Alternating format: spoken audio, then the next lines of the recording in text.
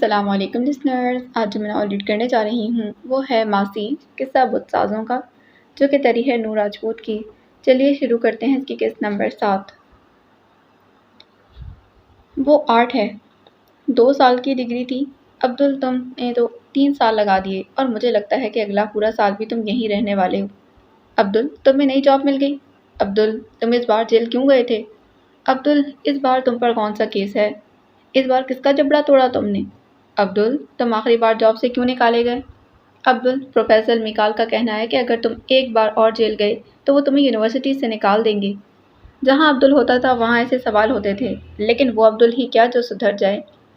اس وقت بھی وہ اپنے سے 4-5 سال چھوٹے کلاس فیلوز کے گھیرے میں بیٹھا تھا۔ ایک تو اس نے ماسٹرز کے بعد 2 سال کا گیپ لیا اور اب ایم فل میں اس نے 3 سال لگا دیے تھے، پر اس کا ایم فل بھی ابھی تک مکمل نہیں ہوا تھا۔ اسٹوڈنٹس اکثر اس سے پوچھتے تھے کہ وہ اس فیلڈ میں کیوں آیا، اس نے بایو ڈائیورسٹی کو کیوں چنا، اسے تو پولیس میں ہونا چاہیے تھا تاکہ مجرم اس کے ہاتھ سے بچ نہ پائیں، پر اب سین الٹا تھا۔ ہر دوسرے دن عبدل خود کسی جرم کی پاداش میں جیل میں پایا جاتا۔ اس وقت گراؤنڈ میں بیٹھا تھا، تازہ دھوپ سیک رہا تھا۔ بنا آستینوں کی شرٹ پہنے وہ کافی سنجیدہ بیٹھا تھا۔ اس کے دائیں کندھے پر ایک چہرہ بنا تھا۔ یہ ایک ٹیٹو تھا جس میں لڑکی کا چہرہ واضح نہیں تھا، پر غور کریں تو محسوس ہوتا کہ وہ ایک چہرہ تھا، وہ بھی لڑکی کا، بھیڑیا نما لڑکی۔ اب اسے خاموش دیکھ کر اچانک اس کے دوست نے کہا، اس بار تم نہیں تھے جب نئے ایڈمیشن ہوئے، جانتے ہو بالکل مزہ نہیں آیا، اسٹوڈنٹس کو تنگ ہی نہیں کر پائے۔ اس کی بات پر بھی عبدل نے جب کوئی جواب نہیں دیا تو اس نے عبدل کو کندھے سے ہلایا، تم میری بات سن رہے ہو؟ اور تبھی عبدل نے سیاہ چشمہ آنکھوں سے اتارا۔ اس سے پہلے وہ کچھ کہتا اس کی نظر ڈپارٹمنٹ سے باہر نکلتی لڑکی پر پڑی اور وہ ساکت رہ گیا۔ عبدل کے چونکنے کی وجہ وہ لڑکی نہیں تھی بلکہ وہ بیگ تھا جو لڑکی کے کندھے پر لٹکا تھا۔ اس پر واضح الفاظ میں آرٹ جے لکھا تھا۔ یہ دیکھ کر عبدل کا دل ایک پل کو رکا۔ اس سے پہلے کہ وہ لڑکی ڈپارٹمنٹ سے باہر نکل جاتی، وہ پھرتی سے اٹھا اور بھاگتا ہوا لڑکی کے پیچھے بھاگ گیا، یوں جیسے اگر وہ ایک پل بھی لیٹ ہوا تو کوئی قیمتی چیز کھو دے گا۔ وہ اس لڑکی کو نہیں جانتا تھا، اس نے تو کوئی اس لڑکی کی شکل بھی نہ دیکھی تھی۔ اسٹوڈنٹس آ جا رہے تھے، اسے سمجھ نہ آیا کہ وہ لڑکی کو کیسے روکے، چنانچہ وہ تیزی سے آگے بڑھ کر اس کے راستے میں حائل ہو گیا۔ یہ دیکھ کر لڑکی رکی اور وہ اس اچانک افتاد پر اچھل پڑی تھی۔ اپنے سامنے ایک عجیب و غریب حلیے میں اور لمبے بالوں والے لڑکے کو دیکھ کر وہ ڈر سی گئی۔ اس نے گھبرا کر چاروں جانب دیکھا۔ عبدل کا سارا گروپ اسے ہی دیکھ رہا تھا۔ کسی نے آج تک عبدل کو کسی لڑکی کی جانب جاتے نہیں دیکھا تھا۔ وہ لڑکی اب عبدل کو سوالیہ نظروں سے دیکھ رہی تھی اور اس وقت عبدل کی آنکھوں میں بھی ایسا تاثر تھا جیسے وہ کسی اپنے کو اس لڑکی میں کھو رہا ہو۔ Did it hurt when you fell from heaven؟ اس نے ایک سادہ سا سوال کیا تھا، پر یہ سوال اتنا سادہ نہیں تھا۔ سامنے کھڑی لڑکی کے چہرے کا رنگ یہ سن کر فک ہو چکا تھا۔ اس نے کچھ بولنا چاہا پر زبان انکاری ہو گئی۔ عبدل کی گرے آنکھیں سامنے کھڑی لڑکی کی سیاہ آنکھوں سے چند پل کو ٹکرائیں اور عبدل نے ان آنکھوں میں نمی ابھرتی محسوس کی۔ اسے اپنے سوال کا جواب تو نہیں ملا، لیکن کچھ اور مل گیا تھا، ایک نئی کہانی، ایک نیا کردار۔ اس لڑکی کی آنکھوں میں ویسا ہی ادھورا پن تھا جو اس کی ذات کا حصہ تھا، پر وہ کسی کہانی کا کردار ہرگز نہیں بن سکتا تھا۔ وہ گہری سانس فضا میں خارج کرتا اس لڑکی کو وہیں حیران پریشان چھوڑ کر واپس پلٹ گیا۔ اور وہ لڑکی ایمان کے سوا بھلا کون ہو سکتی تھی؟ ایک وہی تھی جو آر جے برانڈ کا بیگ لٹکائے پھرتی تھی۔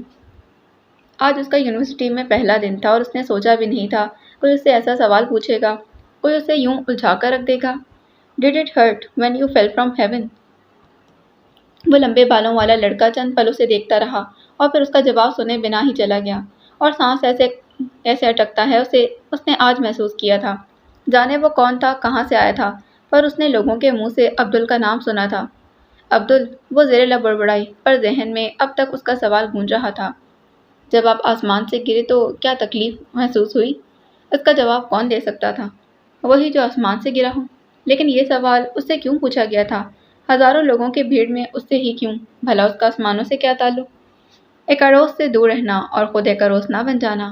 دور کہیں کسی ٹیرو کی آواز بازگشت کرتی رہی، لیکن وہ اس پل سمجھنے سے قاصر تھی کہ ہمایوں سے آنے والے وقت سے خبردار کر رہی تھی۔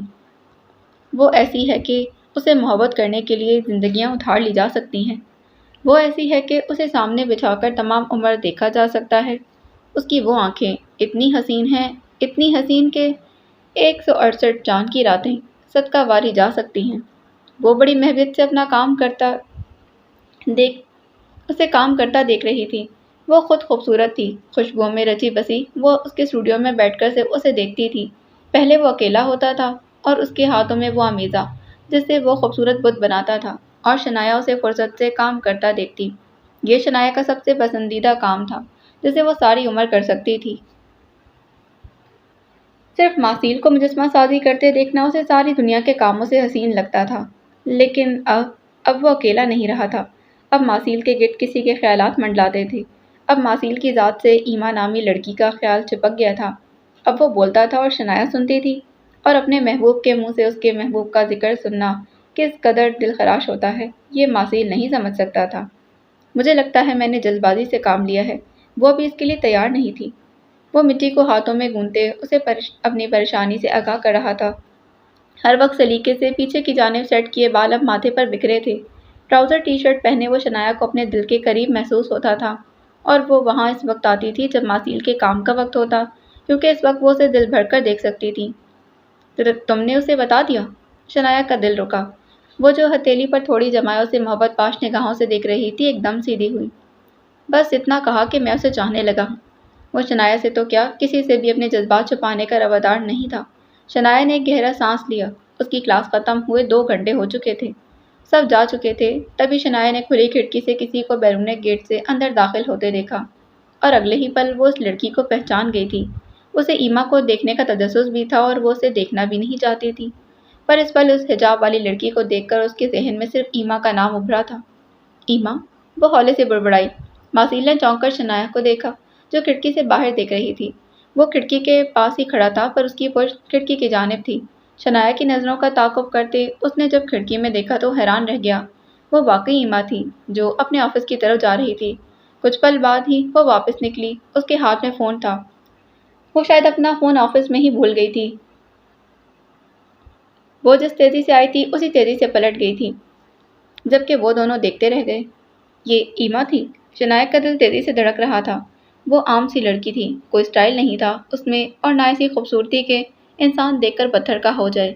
پھر ماسیل کا دل اس پر کیوں اٹکا تھا؟ ہاں، یہی وہ ظالم لڑکی ہے جس نے میرا سکون برباد کر رکھا ہے۔ وہ ہولے سے مسکرایا، اور یہ مسکان ایما کو دیکھ کر ابھری تھی۔ وہ محبت کی قید میں تھا، اور ایسی قید جہاں محبوب جتنا ستم گر ہوتا ہے اتنا ہی دل اس کا طلبگار ہوتا ہے۔ کیا نظر آیا تمہیں اس لڑکی میں ماسیل؟ شنایا کا لہجہ چبھنے والا تھا۔ اس کا دل اب جلنے لگا کہ ایک عام سی لڑکی کی خاطر ماسیل نے اسے کیسے نظر انداز کر دیا۔ اس کا لہجہ ایسا تھا کہ تولیے سے ہاتھ صاف کرتے ماسیل نے چونک کر اسے دیکھا، اور شنایا بے یقینی سے ماسیل کو ہی دیکھ رہی تھی۔ اس کی آنکھوں میں ایما کے لیے تمسخر تھا، وہی جو تم میں آج تک نظر نہیں آیا۔ انداز عام تھا، لیکن یہ سنتے شنایا کے وجود سے دھواں اٹھنے لگا۔ وہ کہہ کر رکا نہیں بلکہ اسٹوڈیو سے باہر نکل آیا۔ پیچھے شنایا دھواں ہوتے وجود کے ساتھ بیٹھی رہ گئی۔ کیا تم آدم پر نظر رکھے ہوئے ہو؟ کیا جانتے ہو آج کل وہ کیا کر رہا ہے؟ یہ وہ سوال تھا جو اکثر اسے پوچھا جاتا، اور یہ سن کر وہ ہولے سے مسکرا دیتا۔ وہ اپنی مرضی کی زندگی گزار رہا ہے، بالکل ویسے ہی جیسی وہ چاہتا تھا، اس نے عام لہجے میں جواب دیا۔ ہاتھ میں کافی کا مگ تھامے وہ اس وقت لائبریری میں موجود تھا۔ ایک کونے پر رکھی میز پر لیپ ٹاپ کھلا رکھا تھا، اور اس کی اسکرین پر ایک ادھیڑ آدمی کا چہرہ نمایاں تھا، جبکہ وہ خود اب کتابوں کے شیلف کے پاس کھڑا انہیں غور سے دیکھ رہا تھا۔ اور پھر اس نے شیلف سے ایک کتاب نکالی اور اسے الٹ پلٹ کر دیکھنے لگا۔ ساتھ ہی اس نے کافی کا ایک سپ لیا۔ مجھے پتا چلا ہے کہ آج کل وہ کسی لڑکی میں دلچسپی لے رہا ہے، بوڑھے شخص نے رازداری سے بتایا۔ وہ ماسیل ہے بڑے بابا، لڑکیاں اسے آسانی سے مل جاتی ہیں۔ اس نے کتاب واپس رکھ دی اور گہری سانس فضا میں خارج کرتا لیپ ٹاپ کی جانب پلٹا۔ کمرے میں ہلکی روشنی تھی، کھڑکی بند تھی، البتہ ایک پردہ تھوڑا سا سرکا ہوا تھا جس سے ہلکی روشنی اندر آ رہی تھی۔ وہ تبھی اسکرین پر چلتا میز کے قریب آیا اور پھر ایک کرسی کھینچ کر لیپ ٹاپ کے سامنے بیٹھ گیا۔ میز کے دائیں جانب کھڑکی تھی، کرسی پر بیٹھنے سے اس کا چہرہ واضح ہو چکا تھا۔ اس وقت وہ سیاہ پینٹ پر مہندی رنگ کی ہی ہائی نیک پہنے ہوئے تھا جو اس کی گردن سے لے کر اوپر تھوڑی تک چپکی تھی۔ اوپر اس نے سیاہ جیکٹ پہن رکھی تھی۔ اس کے پاؤں جوتوں کی قید سے آزاد تھے۔ کسی کو بھی اس کمرے میں جوتے لے کر آنے کی اجازت نہیں تھی۔ بات یہاں لڑکیوں کی نہیں ہو رہی، بات یہاں عدم کی ہے۔ وہ کسی کو لے کر اتنا سنجیدہ ہو سکتا ہے، یہ حیران کن ہے۔ ہاں، یہ تو عجیب ہے۔ اس نے بھویں سکیڑی۔ کافی سال گزر گئے تھے اسے عدم کا سامنا کیے، اب تو پچھلے 1 سال سے وہ اسے بالکل ہی غافل تھا۔ میں چاہتا ہوں تم اس پر نظر رکھو، بلکہ پتہ کرو کہ آخر وہ کون لڑکی ہے، شاید وہ ہمارے کام آ سکے۔ وہ جانتا تھا کہ یہ اسے حکم دیا گیا تھا اور وہ چاہ کر بھی انکار نہیں کر سکتا تھا، اس لیے اس نے ہولے سے گردن ہلا دی۔ اسے ذاتی طور پر ادم اور اس کی زندگی میں آنے والی لڑکی میں کوئی دلچسپی نہیں تھی، پر اس پر کچھ ذمہ داریاں تھیں جو اسے ہر صورت پوری کرنی تھی۔ مسٹر ماسیل، do you love someone? کیا تم کسی سے محبت کرتے ہو؟ یہ اکثر سوال جو اسے پوچھا جاتا تھا، اور اس وقت بھی اس کے ایک پرانے کلائنٹ نے اسے یہی سوال کیا تھا۔ وہ دونوں اس وقت ماسیل کے اسٹوڈیو میں تھے، جہاں اس کے بنائے گئے مجسمے ایک ترتیب سے رکھے تھے۔ کلائنٹ کا نام لیمن تھا اور اس کا تعلق کوریا سے تھا۔ مسٹر لیمن کو مجسمے بہت پسند تھے۔ ہر سال وہ ویلنسیا آتا اور ماسیل کا سب سے بہترین مجسمہ لے کر جاتا۔ وہ ماسیل کے مجسموں کا بہت بڑا فین تھا۔ اس کے سوال پر ماسیل مسکرا دیا، اور اس کی یہ مسکراہٹ اس کے جذبات کا اظہار کر رہی تھی۔ اوہ، دیٹس نائس، کون ہے وہ؟ مسٹر لیمن نے اشتیاق سے پوچھا۔ ماسیل کی نگاہوں میں جیسے ساری کائنات سمٹ آئی۔ شی از آرٹ۔ چہرہ چمکنے لگا۔ وہ اپنے جذبات کو چھپا کر رکھنے والا انسان نہیں تھا، البتہ وہ اپنی ذاتی زندگی کو اپنے کلائنٹ کے ساتھ ہرگز نہیں شیئر کر سکتا تھا۔ اس کی بات سن کر مسٹر لی کھل کر مسکرا دیا۔ مجھے اچھا لگا، وہ آرٹ ہے تو تم آرٹسٹ ہو۔ میں چاہوں گا کہ اس آرٹ کو تم خوبصورت مجسمے میں بدل دو تاکہ میں اس قیمتی آرٹ کو خرید سکوں۔ اس کا انداز بالکل نارمل تھا، لیکن ماسیل کے لبوں کی مسکراہٹ سمٹی تھی۔ اس کے ماتھے پر لکیریں ابھری۔ مجسمہ؟ وہ زیر لب بڑبڑایا۔ کیا وہ ایما کا مجسمہ بنا سکتا تھا؟ کیا وہ اسے نمائش کے لیے رکھ سکتا تھا؟ اس نے تیکھی نظروں سے مسٹر لیمن کو دیکھا، جو اب ایک عورت کے مجسمے کو ہاتھ سے چھو کر دیکھ رہا تھا۔ وہ اس پر ایسے ہاتھ پھیر رہا تھا جیسے وہ زندہ وجود ہو۔ ان مجسموں کو دیکھ کر لگتا ہے کہ واقعی یہ حقیقی ہیں، جیسے ابھی چھونے سے یہ زندہ ہو جائیں گے۔ مسٹر لیمن اس کے مجسموں کی تعریف کر رہا تھا جبکہ وہ اچانک ہی سنجیدہ ہو چکا تھا۔ وہ کوئی مشرقی مرد نہیں تھا جو اپنی محبوبہ کو لے کر جذباتی ہوتا اور یہ سوچتا کہ کوئی اسے نہ دیکھے۔ وہ تو بڑے کھلے ذہن کا مالک تھا، تو پھر اسے کیوں سینے میں جلن کا احساس ہوا تھا؟ اچھا ہوا ایما سوشل نہیں ہے۔ اس نے گہری سانس فضا میں خارج کی اور پھر پرسکون ہو گیا، جیسے کوئی ایما تک نہیں پہنچ سکتا، جیسے کوئی ایما کو اس کے علاوہ نہیں دیکھ سکتا، جیسے وہ ہمیشہ سے اس کی ہو۔ اس کے ذہن سے بھاری بوجھ ہٹ گیا تھا، اور اب وہ نارملی مسٹر لیمن باقی مجسموں کے بارے میں بتا رہا تھا۔ اسٹوڈیو کی جہاز سازی کلاس ونڈو سے باہر کھڑی تقدیر نے مسکرا کر اسے دیکھا۔ آج اسے ویلنسیا کی سینٹرل مارکیٹ جانا تھا، جس کا فاصلہ یونیورسٹی سے تقریباً 4 کلومیٹر تھا، پر ڈپارٹمنٹ میں جو ہوا اس کے بعد وہ کتنی دیر اسٹوڈنٹس کے ہجوم میں گھری سوچتی رہی کہ ایسا کیوں ہوا تھا، کون تھا وہ لڑکا، اور اس سے کیوں ایسا سوال پوچھا تھا۔ اس کا ذہن بری طرح گھوم چکا تھا، لیکن پھر اس نے خود کو سمجھایا کہ یوں ہی پوچھ لیا ہوگا، بھلا اسے اتنی ٹینشن لینے کی کیا ضرورت ہے۔ میں ابھی تو ویلنسیا آئی ہوں، مجھے ابھی بہت سی جگہوں پر گھومنا ہے، میں ایسے چھوٹی چھوٹی باتوں پر ٹھہر نہیں سکتی۔ اس نے خود سے کہا اور پھر اٹھ کھڑی ہوئی، آس پاس دیکھا اور پھر موبائل نکال کر گوگل اوپن کیا۔ وہ ایسی لڑکی تھی جو لوگوں سے مدد مانگنے میں ہچکچاتی تھی۔ اسے لگتا تھا کہ کہیں کوئی مدد مانگنے پر اس کا مذاق نہ اڑائے، اس لیے وہ اکیلی بس نمبر 4 میں بیٹھ کر مارکیٹ کی طرف روانہ ہو گئی۔ یوبی سینٹرل مارکیٹ ان جگہوں میں سے ایک تھی جنہیں وہ سب سے پہلے دیکھنا چاہتی تھی۔ وہ اکیلی تھی اور اسے لگتا تھا کہ وہ اب اکیلی سب کر سکتی تھی، لیکن وہ نہیں جانتی تھی کہ اجنبیوں کا شہر تھا اور وہ یہاں اکیلے نہیں رہ سکتی تھی۔ اسے جلد معلوم ہونے والا تھا۔ تم پاگل ہو گئی ہو، اتنی اچھی جاب کیوں چھوڑنا چاہتی؟ روز کو اپنے سامنے بیٹھی ایما پر کسی پاگل کا گمان ہوا۔ 3 دن وہ ایما سے دور رہی تھی اور اب روز کو لگ رہا تھا کہ ایما کا بخار اس کے دماغ کو چڑھ گیا تھا۔ کچھ وقت پہلے تک تم جاب کے لیے خوار ہو رہی تھی، اب جب تم اچھی جاب کر رہی ہو تو چھوڑنا چاہتی ہو۔ روز کو غصہ آنے لگا۔ وہ دونوں رات کا کھانا کھا رہی تھی جب ایما نے روز کو اپنے خیالات سے آگاہ کیا۔ میں انسٹیٹیوٹ میں کمفرٹیبل نہیں ہوں، اس نے مرے مرے انداز میں وجہ بتانا چاہی۔ باقی جس بھی کمپنی میں جاؤ گی تو وہ تو تمہارا اپنا بیڈ روم ہوگا نا، جہاں تم کمفرٹیبل رہو گی۔ وہ چیخی پڑی تھی۔ دیکھو روز، میں یہ نہیں کہہ رہی کہ آج سے ہی چھوڑ رہی ہوں، بلکہ مجھے جلد از جلد جاب سوئچ کرنی ہے۔ ایما نے اب کی بار سنجیدہ اور اٹل لہجے میں جواب دیا۔ اور اس کی وجہ میں جان سکتی ہوں؟ روز نے چمچ پلیٹ میں واپس رکھتے پوچھا۔ ماسیل، ایک لفظی جواب آیا۔ روز نے اپنا ماتھا پیٹا۔ وہ ایک شخص اچھا انسان ہے۔ ایما، تم سمجھ کیوں نہیں رہی ہو؟ یا خدا تمہاری فکر کرتا ہے، تمہارا خیال رکھتا ہے۔ اور مجھے یہ نہیں پسند۔ ایما نے غصے سے اس کی بات کاٹی۔ روز خاموشی سے اس کی جانب دیکھتی رہی۔ ایما واقعی پریشان لگ رہی تھی۔ مجھے عجیب لگتا ہے جب وہ شخص مجھے اہمیت دیتا ہے۔ میں کسی کہانی کا حصہ نہیں بننا چاہتی روز۔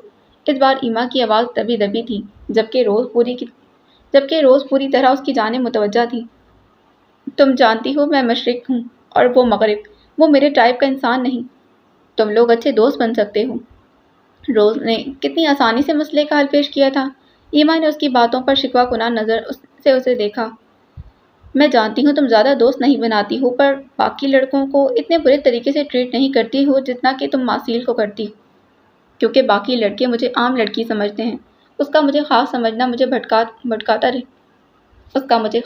ہی مجھے بھٹکاتا رہے گا۔ ایما نے دونوں ہاتھوں سے اپنا سر تھام لیا۔ وہ ابھی ابھی بیماری سے اٹھی تھی۔ ذرا سا اونچا بولنے پر اس کا سر دکھنے لگ جاتا تھا۔ اوہ، تو تمہیں ڈر ہے کہ تمہیں مسٹر ماسیل سے؟ مجھے ڈر لگتا ہے میں کسی کا دل نہ توڑوں۔ تم نہیں جانتی روز کے، لیکن بے وفائی میرے خون کا حصہ ہے۔ میں کسی سے وفا نہیں کر سکتی۔ اس نے بے بسی سے کہا اور اٹھ کر چلی گئی، جبکہ روز اس کی آخری بات پر اٹک گئی تھی۔ کیا ایما جیسی لڑکی کسی سے بے وفائی کر سکتی ہے؟ ریسا ہال۔ مجھے ڈر لگتا ہے میں کسی کا دل نہ توڑ دوں۔ تم نہیں جانتی روز، لیکن بے وفائی میرے خون کا حصہ ہے۔ میں کسی سے وفا نہیں کر سکتی۔ اس نے بے بسی سے کہا اور اٹھ کر چلی گئی، جبکہ روز اس کی آخری بات پر اٹک گئی تھی۔ کیا ایما جیسی لڑکی کسی سے بے وفائی کر سکتی ہے؟ وہ سوشل نہیں تھی، وہ دوست نہیں بناتی تھی۔ پہلی ملاقات میں لوگ اسے گھمنڈی سمجھتے۔ وہ بہت کم بولتی تھی، وہ رشتے بنانے سے ڈرتی تھی۔ پر بے وفائی؟ بھلا وہ بے وفائی کیسے کر سکتی تھی؟ روز سوچتی رہی، پر اس کی سمجھ میں کچھ نہیں آیا۔ چنانچہ اس نے ایما کو اس کے حال پر چھوڑنا مناسب سمجھا۔ یوں بھی ایما سمجھدار تھی، وہ اپنا برا بھلا سمجھتی تھی۔ سینٹرل مارکیٹ آف ویلنسیا ان جگہوں میں سے ایک تھی جنہیں ایمان سب سے پہلے دیکھنا چاہتی تھی، اور اسی لیے وہ اب اس کی عمارت کے سامنے کھڑی تھی۔ اس نے سر اٹھا کر مارکیٹ کی عمارت کو دیکھا تھا۔ وکٹوریہ طرز کی بنی یہ عمارت پہلی بار دیکھنے والوں پر اپنا الگ ہی تاثر چھوڑتی تھی۔ یہ ویلنسیا کی سب سے بڑی مارکیٹ تھی، اور اس کی عمارت کو دیکھ کر لگتا ہی نہیں تھا یہ کوئی مارکیٹ ہے، بلکہ اس پر کسی ادارے کی یونیورسٹی کا گمان ہوتا تھا۔ 1428 کی دہائی میں بنائی گئی یہ عمارت آج بھی اتنے ہی روپ لیے ہوئے تھی۔ عمارت کو کچھ فاصلے سے دیکھیں تو پچھلی جانب سے ابھرتا جانس چرچ کا مینار ایک الگ ہی چھاپ چھوڑتا تھا۔ وہ مارکیٹ سے کافی فاصلے پر کھڑی تھی۔ اس نے آنکھیں بند کر کے گہرا سانس لیا اور مارکیٹ کی طرف قدم بڑھا دیے۔ وہ اسے اندر سے بھی دیکھنا چاہتی تھی۔ جیسے ہی وہ سیڑھیاں چڑھ کر مارکیٹ کے اندر داخل ہوئی تو اندر کی دنیا بالکل الگ تھی۔ یہاں 1200 سے زائد اسٹالز تھے جن میں تازہ سبزیاں، پھل، گوشت موجود تھا۔ اس کے علاوہ کافی شاپ بھی اندر ہی بنی تھی۔ لوگ خریداری کر رہے تھے، پر وہ ہر اسٹال کو دیکھ رہی تھی۔ جب تک وہ تھک نہیں گئی گھومتی رہی، اور پھر اس نے کھانے پینے کا تھوڑا سا سامان لیا، کچھ بریڈ، کچھ انڈے اور دودھ کے ڈبے۔ اسے اپنے ہاتھ کی چائے پسند تھی، اور وہ اپنے ہلکے پھلکے ناشتے کا انتظام کرنا چاہتی تھی۔ تقریباً 1.5 گھنٹہ مارکیٹ میں گزارنے کے بعد اپنے مطلب کا سامان لے کر وہ واپسی کے لیے نکلی۔ آج کے دن وہ کافی تھک گئی تھی، چنانچہ اس نے واپس جانا ضروری سمجھا، اور جب آدھے گھنٹے بعد وہ اپنے ہاسٹل پہنچی تو اندر کی چہل پہل دیکھ کر حیران رہ گئی تھی۔ وہ جس ہاسٹل میں تھی وہ دراصل ہال کہلاتا تھا۔ ویلنسیا یونیورسٹی کے اپنے 2 ہال تھے، اور جس ہال میں وہ تھی اس کا نام جامعہ بونٹ ہال، جسے سب ریسا ہال کہتے تھے۔ یہاں 400 سے زائد اسٹوڈنٹس رہتے تھے۔ ہال کی اپنی دنیا تھی۔ یہاں لڑکوں اور لڑکیوں دونوں کی رہائش تھی۔ ہال میں الگ سے جم تھے۔ ہال کے اپنے سوئمنگ پول، لائبریری، اپنے کامن روم، کیفیٹیریا، ڈائننگ ہال اور اسپورٹس کلب تھا۔ یہاں نہ صرف اسپین کے مختلف شہروں سے آئے اسٹوڈنٹس تھے، بلکہ انٹرنیشنل اسٹوڈنٹس بھی رہتے تھے۔ یہاں اسے یونیورسٹی سے زیادہ گہما گہمی نظر آئی تھی۔ کل تو یہاں آنے کے بعد وہ باہر نکلی ہی نہیں تھی، پر اب اس وقت کافی رونق لگی تھی۔ لڑکیوں کے ونگز الگ تھے۔ وہ اس وقت ڈبل اسٹوڈیو میں تھی، یعنی وہ شیئرنگ روم میں تھی۔ ریسا ہال 2009 میں نیا بنایا گیا تھا جب یونیورسٹی نے ٹرونجرز بنایا تھا۔ ریسا ہال اسی کیمپس میں تھا، البتہ اس کا ڈپارٹمنٹ مین کیمپس میں تھا۔ یہاں اکنامکس، لاء، ایجوکیشن اور باقی ڈپارٹمنٹس تھے۔ یہ کیمپس شہر کے شمال مغرب میں موجود تھا، جہاں پبلک ٹرانسپورٹ کی سہولت آسانی سے موجود تھی۔ ریسا ہال میں ایمان نے اپنی رجسٹریشن ایڈمیشن کے فوراً بعد کروا لی تھی۔ وہ اجنبی شہر میں خوار ہونا پسند نہیں کرتی تھی، اسی لیے کل وہ آسانی سے یہاں تک پہنچ گئی تھی۔ اس کا کمرہ چوتھی منزل پر تھا۔ وہ سیڑھیاں چڑھ کر آئی تھی اور اپنے کمرے تک پہنچتے پہنچتے اس کا سانس بری طرح پھول گیا تھا کیونکہ اس کے دونوں ہاتھ شاپنگ بیگ سے بھرے تھے۔ اس کا کمرہ کشادہ اور صاف ستھرا تھا سوائے یشما کی سائڈ کے۔ کمرے کی صفائی نہ وہ کرواتی تھی اور نہ خود کرتی تھی۔ جب ایما کمرے میں آئی تو گرد جمی ہوئی تھی جسے اس نے صاف کیا۔ یہاں تمام کمروں میں الگ رنگ کا پینٹ تھا، ہلکے نیلے رنگ کا پینٹ، اور اسی رنگ کا بیڈ اور اسی رنگ کے ٹیبل موجود تھے۔ یشما کا بیڈ، اپنا ٹیبل اور اپنی الماری تھی۔ کمرے میں ایک سائڈ پر چھوٹا سا کچن تھا جسے دونوں کو شیئر کرنا تھا۔ واش روم بھی ایک ہی تھا۔ کمرے میں کھڑکی تھی جس سے باہر کا منظر صاف نظر آتا تھا۔ وہ جب اپنے کمرے میں آئی تو یشما نہیں تھی۔ اس نے حسب معمول اپنا سامان رکھا اور فریش ہونے چلی گئی۔ رات کا کھانا اس نے ڈائننگ ہال سے کھانے کا سوچا۔ یہاں زیادہ تر اسٹوڈنٹس رات کا کھانا ڈائننگ ہال سے کھاتے تھے جو باہر کی نسبت سستا اور کھانا بنانے کی مشقت سے بھی بچ جاتے تھے، اور ایما نے اپنا مینیو سیٹ کر لیا تھا۔ صبح ہلکا پھلکا ناشتہ وہ خود بنانے والی تھی۔ لنچ یونیورسٹی سے اور رات کا کھانا ڈائننگ ہال سے اس کی آدھی سے زیادہ مشکل آسان ہو چکی تھی۔ فریش ہونے کے بعد اس نے عصر کی نماز پڑھی اور پھر گھر کال کی تھی۔ ویلنسیا میں 5 بجے تھے اور پاکستان میں رات 8 کا ٹائم تھا، اور پھر اس نے لمبی بات کی اور انہیں اپنے ہاسٹل یونیورسٹی کا بتایا۔ اسے سیٹ دیکھ کر گھر والے بھی کافی مطمئن ہو چکے تھے۔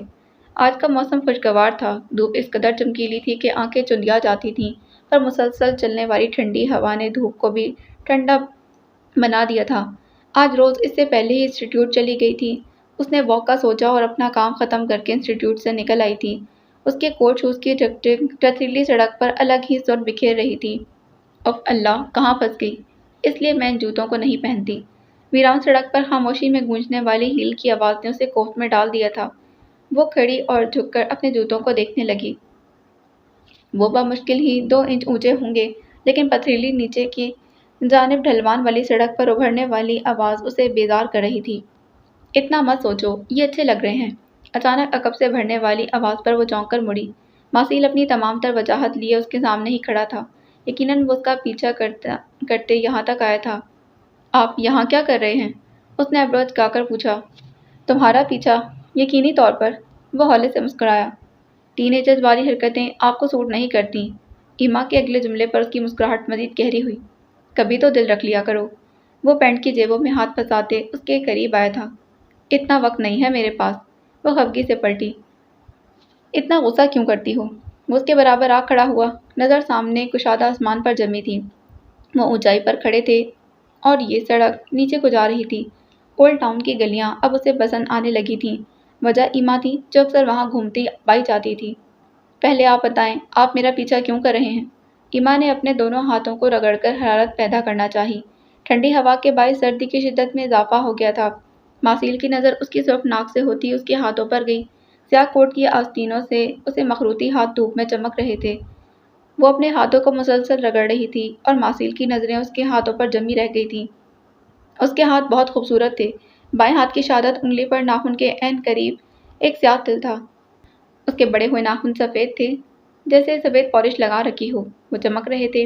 وہ چاہ کر بھی اپنی نظریں نہیں ہٹا پایا۔ ایما نے اسے جب یوں اپنے ہاتھوں کو تکتے پایا تو انہیں جلدی سے اپنی کوٹ کی جیب میں چھپا لیا تھا۔ خوبصورت، وہ بس اتنا ہی کہہ پایا۔ اس کے یوں اچانک تعریف پر ایما کو اپنے چہرے سے آگ نکلتی محسوس ہوئی۔ ماسیل کی نظریں اب اس کے چہرے کا طواف کر رہی تھیں۔ ایسے کیوں گھور رہے ہیں؟ وہ بگڑ گئی۔ تم اپنے ہاتھوں کو نہ چھپاتی تو میں نے دیکھتا رہتا۔ اب چھپا لی ہیں تو چہرہ سامنے۔ ویسے تم کیا کھاتی ہو؟ اتنی خوبصورت کیوں لگتی ہو مجھے؟ وہ کچھ بھی دل میں رکھنے کا قائل نہیں تھا، لیکن وہ نہیں جانتا تھا کہ اس کی باتوں سے ایما کی جان پر بناتی تھی۔ میرا پیچھا مت کریں۔ وہ اس کی بات کا جواب دیے بنا اسے وارن کرتی آگے بڑھی۔ میں تمہارا پیچھا نہیں کر رہا، میں تو بس واک کرنے۔ اس کی بات منہ میں ہی رہ گئی جب ایما نے گھور کر اسے دیکھا۔ اب کیا میری جان لوگی؟ وہ بھی خفا ہوا۔ تم نے آج مجھ سے کوئی بات نہیں کی، اس میں میرا کیا قصور ہے؟ وہ شکوہ کر گیا اور ایما اس کی بات سن کر بے بس ہوئی۔ مجھے انکمفرٹیبل فیل ہوتا ہے جب آپ ایسی باتیں کرتے ہیں۔ وہ بالآخر اس نے الجھن بتا ہی دی تھی۔ اچھا، میں کچھ نہیں بولوں گا، پر تمہارے ساتھ تو چل سکتا ہوں نا؟ وہ جانتی تھی اس کے ساتھ ہوتے ہوئے وہ چپ نہیں رہ سکتا، اس لیے وہ خاموشی سے آگے بڑھ گئی تھی، جبکہ ماسیل مسکراہٹ دبا کر اس کے ساتھ ساتھ چلنے لگا۔ اسے اچھا لگتا تھا اس نکچڑی لڑکی کے ساتھ گھنٹوں چلتا باتیں کرنا، پر یہ بات وہ نہیں سمجھ سکتی تھی۔ وہ دونوں آگے بڑھتے جا رہے تھے، تبھی اچانک اس کے پیچھے سیاہ سوٹ میں ملبوس شخص ابھرا تھا۔ اس کے ہاتھ میں کیمرہ تھا اور وہ ان دونوں کی اپنے مطلب کی تصویریں بنا چکا تھا۔ وہ میری ہے، میں اس کی زندگی میں آنے والا پہلا مرد ہوں۔ وہ دونوں کافی عرصے بعد مقابل آئے تھے۔ ہسپتال کی راہداری میں کھڑے وہ دونوں گلاس ونڈو کے اس پار نظر آتے وجود کو دیکھ رہے تھے جسے بیڈ کے ساتھ باندھا گیا تھا۔ وہ دونوں وہی تھے، سیاہ اور سفید، جن سے بندہ وہ وجود نفرت کرتا تھا۔ وہ تمہاری کبھی نہیں ہو سکتی، کسی بھی قیمت پر نہیں۔ سفید نے سیاہ کی بات سن کر جواب دیا۔ لہجہ اٹل تھا۔ اس کی بات پر سیاہ مسکرا دیا۔ وہ سیاہ ہو چکی ہے، وہ میری ہو چکی ہے۔ میں اسے اپناؤں یا نہ اپناؤں وہ میری ہی رہے گی۔ کتنا یقین تھا سیاہ کو خود پر۔ تم کچھ بھی کر لو، وہ تمہیں کبھی نہیں مل سکتی۔ سفید نے پھر اس کے یقین کی دھجیاں اڑائی تھیں۔ سیاہ نے ضبط جبڑے بھینچے۔ کیوں نہیں ہو سکتی؟ شی از مائی وائف۔ سفید نے گویا دھماکہ کیا اور سیاہ نے اسے گردن موڑ کر یوں دیکھا جیسے اس نے کوئی انہونی بات کر دی ہو۔ وہ پٹی پٹی نگاہوں سے اسے دیکھ رہا تھا جس کا چہرہ جذبات سے عاری تھا۔ خانم ایسے ہی نہیں مل جاتی۔ خانم کے لیے روحان جبیل بننا پڑتا ہے۔ سفید نے سینے پر بندھے ہاتھ اب پینٹ کی جیبوں میں ڈالے اور پلٹ کر سیاہ کو دیکھا جو اسے ہی دیکھ رہا تھا۔ دونوں کی نظریں پل بھر کو ٹکرائیں۔ وہ اب تک تمہارے پاس اس لیے تھی کہ میں نے ایسا چاہا تھا۔ اب میں نہیں چاہتا کہ تم ایمان کے آس پاس بھی نظر آؤ۔ اس کی آنکھوں میں، اس کے لہجے میں کیا کچھ نہیں تھا۔ سیاہ کو اپنا وجود بزم ہوتا نظر آیا۔ مسٹر جبیل، آئیے، ہمیں آپ سے ضروری بات کرنی ہے۔ اس سے پہلے کہ سیاہ کوئی جواب دیتا، اچانک وہاں ایک ڈاکٹر آئی اور سفید اسے وہیں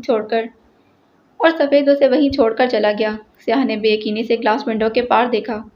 اگر میں کبھی تمہیں کسی پاگل خانے میں قید نظر آئی تو اس کی وجہ تم ہوگے۔ اس کی سماعت سے چند الفاظ ٹکرائے اور اپنا وجود ریت کی طرح اڑتا محسوس ہوا۔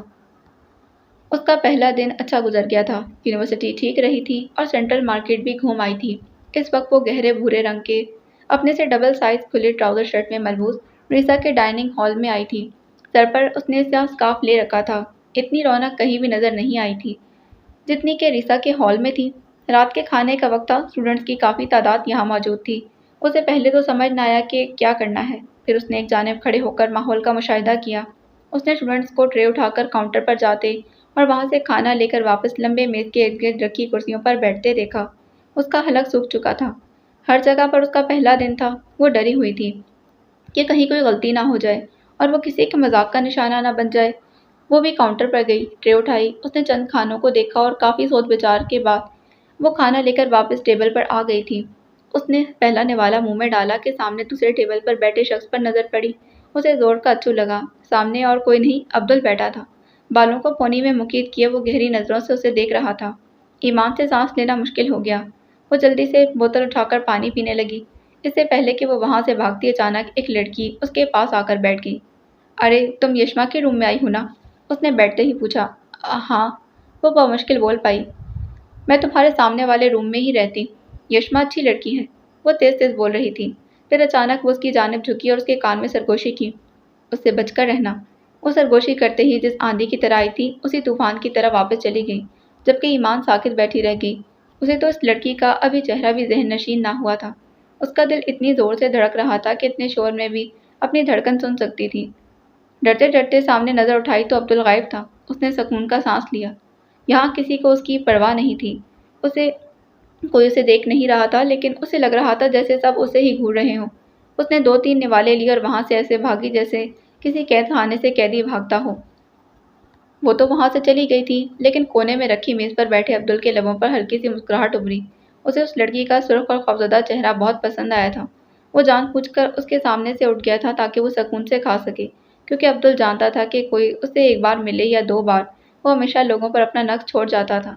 لوگ اسے آسانی سے بھول نہیں پاتے تھے، اور ایسا ہی کچھ ایمان کے ساتھ بھی ہوا تھا۔ جس دن مجھے محبت ہوئی، مجھے لگا ہر طرف پھول کھل گئے ہیں۔ میں نے کائنات کو محسوس کیا اپنی مٹھی میں۔ تب میں نے پہلی بار جانا کہ آنکھیں کسی بھی نشے سے زیادہ اثر دکھا سکتی ہیں۔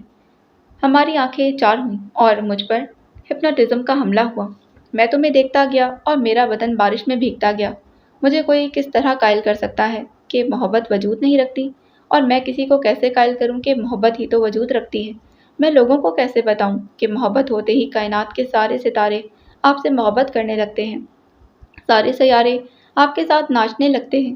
میں کسی کو کیسے بتاؤں کہ آنکھیں ملتے ہی بھری دوپہر سوات کی فیری میڈوز میں بدل جاتی ہے، محبت میں منطق نہیں چلتی، دلائل نہیں چلتے، ورنہ میں ثابت کرتا کہ خط لکھتے وقت میرے ہاتھ کیوں کانپ جاتے ہیں اور ہاتھ ملاتے میں کیسے دوسرے ڈائمینشن میں چلا جاتا ہوں۔ محبت میں دلیل چلتی تو میں سمجھ پاتا کہ کیوں مجھ پر بخار کے دورے پڑتے ہیں۔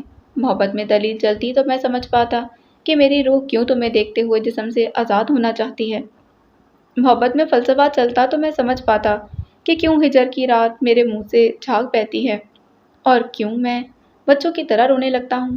مگر محبت میں فلسفہ نہیں چلتا۔ محبت سقراط کے اصولوں کی پرواہ نہیں کرتی۔ محبت نشے کے اصول زندگی کو نہیں مانتی اور یہ نہیں کہتی زندگی بے معنی ہے۔ اور ایسا پہلی بار نہیں ہوا تھا۔ اس کے ہاتھ رکتے نہیں تھے۔ وہ اپنے دل کی باتیں شاعری کی صورت میں ایما تک پہنچاتا رہتا تھا۔ وہ ایسے میسیجز کرتا رہتا تھا اور صرف ایما کو سمجھ میں نہیں آتا تھا کہ وہ ماسیل کو کیا جواب دے۔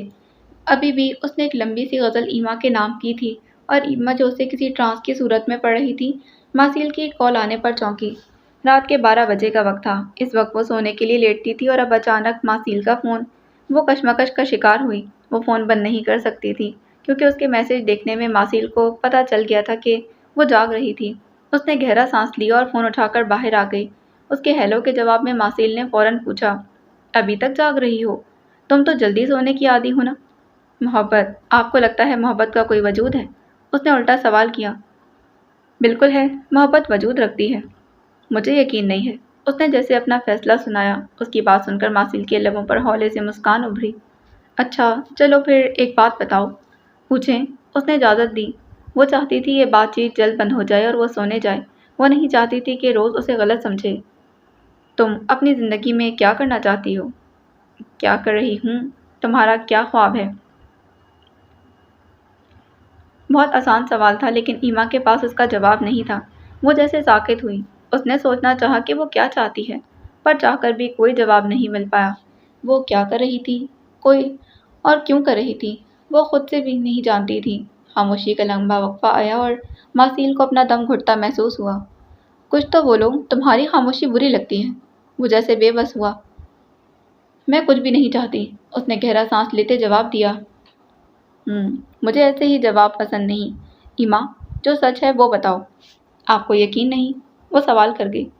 دیکھو، میں سننا چاہتا ہوں تمہارے اندر کیا ہے۔ میں جاننا چاہتا ہوں جو تمہارے اندر ہے۔ تم جو اندر سے ہو وہ کیا ہے؟ تو مجھ سے کیوں سننا چاہتے ہیں؟ خود ہی جان لیں۔ وہ بیزار ہوئی۔ کیسے جان لوں؟ تم کوئی موقع ہی نہیں دیتی۔ شکوہ ایسے لبوں سے پھسلا اور دوسری جانب خاموشی چھا گئی۔ کیا تمہیں نہیں لگتا کہ تمہیں ایک بار تو ماسیل کے ساتھ کہیں بیٹھ کر چائے پینی چاہیے تھی؟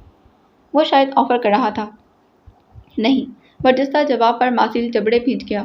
پھیکی سی مسکراہٹ ابھری اور اس مسکان میں درد تھا۔ لیکن وہ نہیں جانتا تھا کہ اس کی باتوں سے ایما کی جان پر بناتی ہے۔ ماحول پر جیسے موت کی خاموشی چھا گئی۔ سرسراتی ہوا کی آواز صاف سنائی دے رہی تھی۔ وہ رات کے اس پہر سوئمنگ پول کے پاس گھوم رہا تھا۔ ایک ہاتھ سے فون کان پر لگائے، دوسرا ہاتھ جیکٹ کی جیب میں ڈالے وہ ہولے ہولے واک کر رہا تھا۔ کبھی وہ سر اٹھا کر آسمان کو دیکھ لیتا جہاں لاکھوں ٹمٹماتے ستارے آسمان کو خوبصورت بنا رہے تھے۔ آج کل اسے ویسے بھی بہت کچھ اچھا لگتا تھا اور وجہ صرف ایما تھی۔ اتنی بری طرح سے کبھی کسی نے انکار نہیں کیا۔ اس کی بات سن کر ایما نے اپنا لب کچلا۔ مجھے جھوٹ بولنے کی ضرورت محسوس نہیں ہوئی۔ کوئی ایما کو بتاتا کہ اتنی صاف گوئی دوسری جانب موجود شخص کے دل پر بجلیاں گرا رہی تھی۔ اس انکار کو تھوڑا باتوں میں لپیٹ لیتی ظالم لڑکی۔ وہ خاموش رہی تھی۔ مجھے لگتا ہے کہ میں کچھ زیادہ بول رہا ہوں، یا شاید تم کم بولتی ہو، بلکہ شاید نہیں، یقیناً تم بہت کم بولتی ہو۔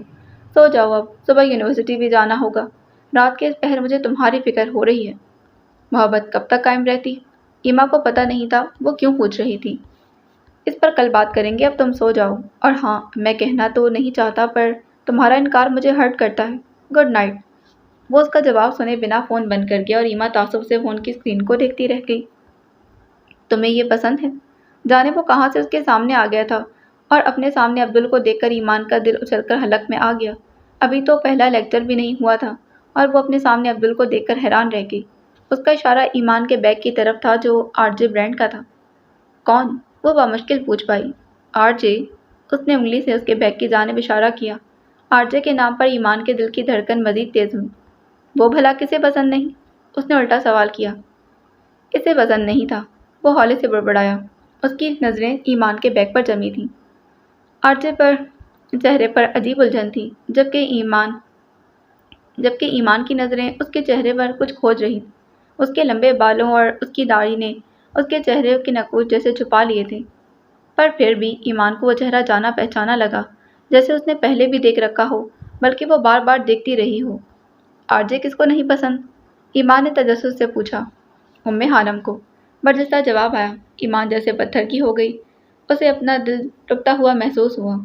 کون تھا وہ آرجے اور خانم کو کیسے جانتا تھا؟ کتنے سوال تھے، پر اس کے لب بس پھڑپڑا کر رہ گئے۔ اسے مرنا پڑا تھا خانم کے لیے۔ کاش وہ آرجے ہی رہتا تو اچھا تھا۔ کاش اسے خانم کبھی نہ ملتی۔ وہ بڑبڑاتے ہوئے چلا گیا، پر وہ نہیں جانتا اپنے پیچھے کھڑی لڑکی کو وہ کس آگ میں دھکیل گیا تھا۔ باقی اگلی قسط میں۔ جانے سے پہلے چینل کو سبسکرائب کر دیجئے، بیل آئیکن کو پریس کریں، ویڈیو کو لائک کریں اور کمنٹ بھی ضرور کریں۔ اللہ حافظ۔